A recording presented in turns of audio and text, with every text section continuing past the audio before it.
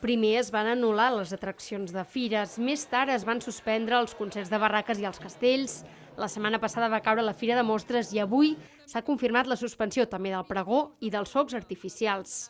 Feia 100 anys que Girona no havia de suspendre les fires. L'última vegada va ser l'any 1918 a causa de la grip espanyola. Davant d'aquesta greu crisi sanitària no és possible que Girona celebri la festa major tal i com la coneixem, però en canvi sí que veiem que el que sí que farem és organitzar un Sant Narcís 100% cultural, un Sant Narcís dedicat a la cultura. I ho farem mantenint el nostre suport i el nostre compromís amb els artistes, amb els creadors. Amb aquesta nova programació, els únics actes tradicionals que es mantenen són la missa de Sant Narcís i la cantada d'havaneres. Els concerts programats es faran a l'Auditori La Mercè i les activitats culturals es faran als centres cívics gironins.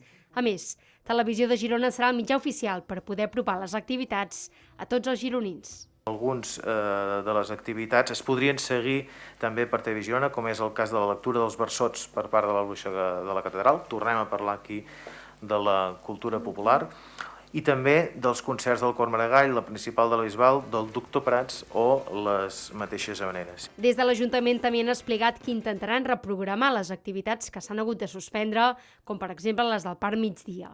Les fires de Girona es faran del 28 d'octubre a l'1 de novembre i totes les activitats seran gratuïtes.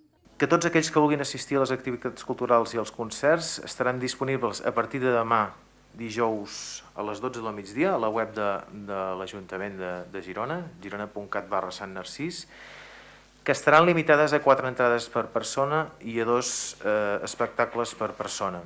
El cartell de fires d'enguany ha estat elaborat per Ingrid Riera i Maria Soler, del col·lectiu Noia del Monyo. Les dissenyadores han explicat que el negre representa la pandèmia, mentre que els colors que en surten volen representar l'esperança que hem de tenir en el context actual.